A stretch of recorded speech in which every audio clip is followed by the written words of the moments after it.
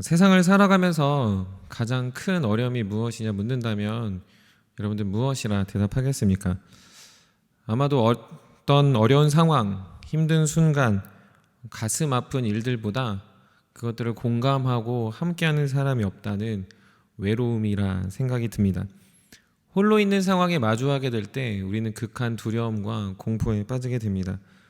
뿐만 아니라 이런 외로움 외에도 우리가 아무리 노력해도 이루어지지 않는 부정함과 불공평함에서도 우리는 큰 낙담과 좌절을 경험하게 됩니다. 그래서 우리는 이 세상을 말할 때 세상의 무정함, 세상의 불의함, 그리고 세상 안에 나타나는 이 불공평함에서 우리는 큰 어려움과 그리고 빛을 보지 못하는 두려움 속에 살아간다 할 수 있습니다. 오늘 읽은 본문은 그러한 그 시대상 마치 오늘날의 이야기와 비슷할 정도로 그 시대의 상황들을 잘 보여줍니다. 사사기에 하나님의 뜻, 하나님을 자신대로 왕으로 섬기지 않는 사람들은 무정함이 드러나고 불의와 불공평함을 드러내며 그리고 그들 안에 자신 스스로만을 위해 살아가는 인간 본연의 악함을 나타내고 있습니다. 먼저 오늘 본문에서 보면 이름이 거론되지 않는 두 사람이 등장합니다. 어떤 레위 제사장과 그 사람의 아내 된 첩의 이야기입니다. 사실은 이름이라는 것은 굉장히 중요함에도 불구하고 이 사람들의 이름을 지웠다라고 생각할 수 있는 건 그건 지금 이 두 사람의 모습이 그냥 단순히 특정한 누군가의 모습이라기보다는 이 시대 전반에 걸친 모두의 이야기를 할 수 있습니다. 익명이라고 그냥 지칭하고 끝나는 것이 아니라 레위인뿐만 아니라 하나님의 정의와 공의를 행해야 되는 누군가도 그리고 누군가의 아내가 된 그 수많은 사람들의 이야기가 바로 오늘 우리가 읽고 있는 본문의 시작점에 있다라는 거죠. 더욱이 이 본문을 좀 더 들어가서 살펴보면 이 레위인은 첩을 맞이했다라고 할 수 있습니다.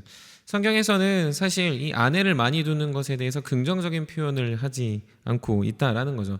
하나님의 질서가 무너지는 상황, 하나님의 방법이 무너지는 상황, 또 하나님의 공의가 사라지는 시대에는 계속 이러한 안타까운 현상들을 이 아내가 많아지는 것으로 보여주고 있습니다.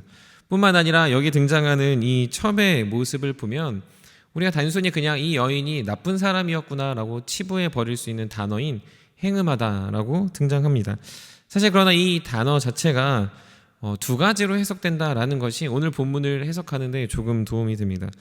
먼저는 이 단어의 첫 번째 뜻은 이 단어 그대로인 것처럼 행음했다, 즉 음란을 저질렀다라는 것으로 이해할 수 있습니다. 그러나 이 두 번째 단어의 뜻이 무엇이냐면 이 단어가 화가 났다라는 단어로 해석할 수 있습니다. 사실 오늘 본문을 쭉 읽다 보면 짧은 본문이지만 읽어보면 사실 이 여인의 마음이 단순히 행음하여 떠났다라고 말하기에는 좀 석연찮은 부분들이 있습니다. 그런데 이 여인이 지금 그 남편에게 화가 나서 떠났다라고 하면 이 전후 문맥상 그 남편이 찾아와 그 아내의 마음을 풀려고 하는 것들이 이해가 될 수 있다라는 거죠. 그러므로 이 본문의 단어를 행음하다 보다 그 여인의 화가 난 상황, 무언가 부딪힌 상황, 마음이 상한 일들이 지금 일어났다라고 생각해 봐야 합니다. 조금 더 쉽게 적용해 보면 부부 간의 갈등, 그리고 그 갈등이 심화되어 지금 부부가 지금 이별하고 있는 사이를 나타내고 있습니다. 그런데 오늘 이 본문에 보면 이 문제 자체로 그것이 잘못됐다라고 보기는 힘듭니다. 우리도 가정에서 다투고 싸우는 일들이 있는 것처럼 그 모든 것들을 잘못됐다라고 말하지 않는 이유입니다. 그런데 진짜 문제는 무엇이냐면 그녀를 찾아간 지금 이 레위인의 태도라는 겁니다. 지금 이 사람은 무엇을 하고 있냐면 그 여인의 마음을 풀기보다 그저 장인과 시간을 보내는 것에 자신의 시간들을 할애하고 있습니다. 하루가 지납니다. 이틀이 지나고 3일이 지나고 계속 날이 거듭할수록 이 아내의 마음을 풀어주는 데 힘을 쏟기보다는 그저 장인이 요청하고 장인이 사위를 배려하는 말에 그냥 혹하여 그 장소를 계속 머물러 있다라는 것이 지금 이 남편 된 자로서 무정함을 보여주고 있다라는 거죠. 사실은 아내에게 가장 친밀하고 그 마음을 풀어주고 다독여줄 존재가 누구입니까? 바로 한몸 된 남편입니다.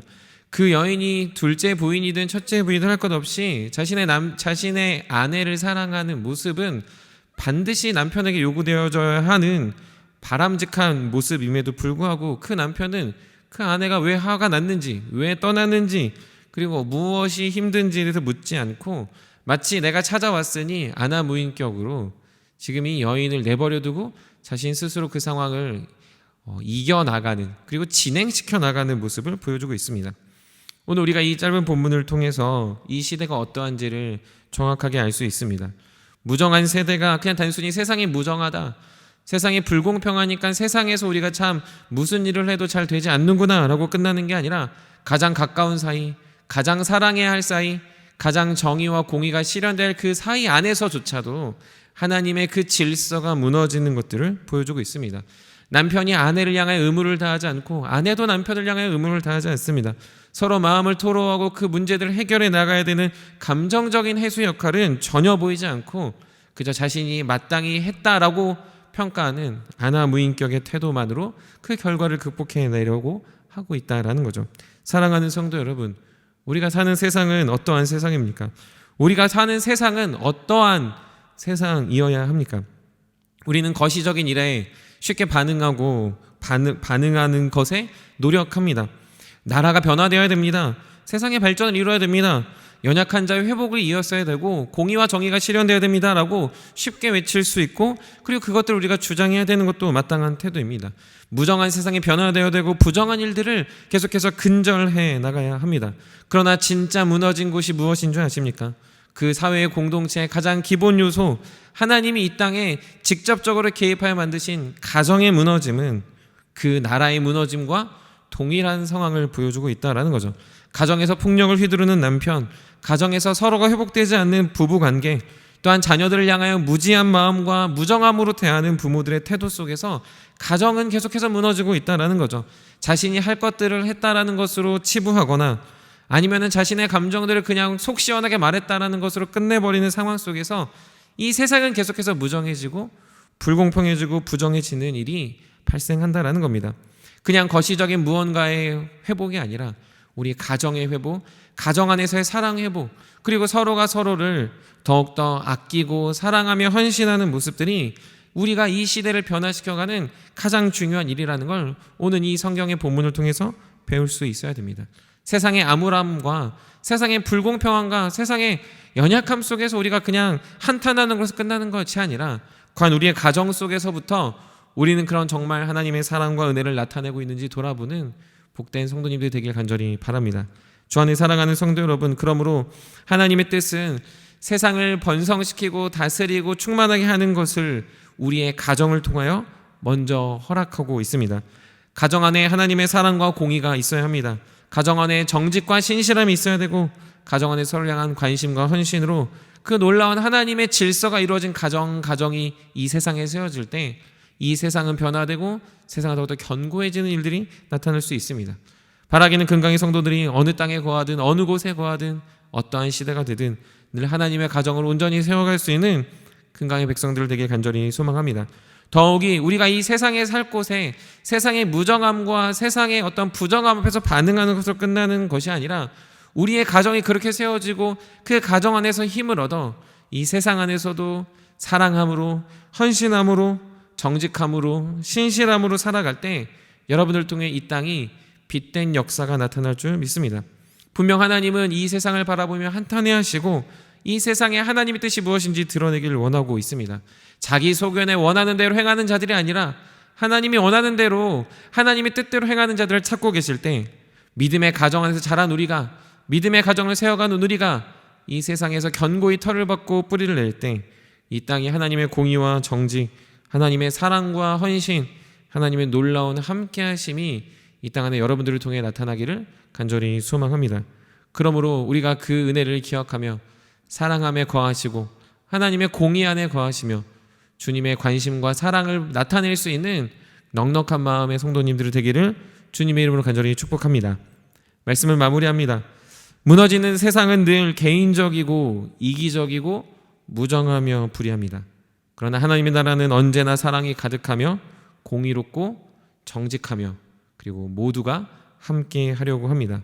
우리가 사는 이 땅, 물론 연약한 것들을 투성이지만 주님이 우리에게 이 땅을 맡기시고 우리가 이 땅에 살아가는 사명을 주신 이상 우리는 이 땅에 하나님의 사랑으로, 하나님의 공의로, 하나님의 정직으로 그리고 하나님의 함께하심이 우리 삶을 통해 나타나길 원하고 있습니다. 그러한 삶을 적극적으로 살아낼 수 있는 믿음의 성도님들 되시기를 간절히 축복합니다. 우리 말씀을 생각하시면서 우리 함께 기도하겠습니다.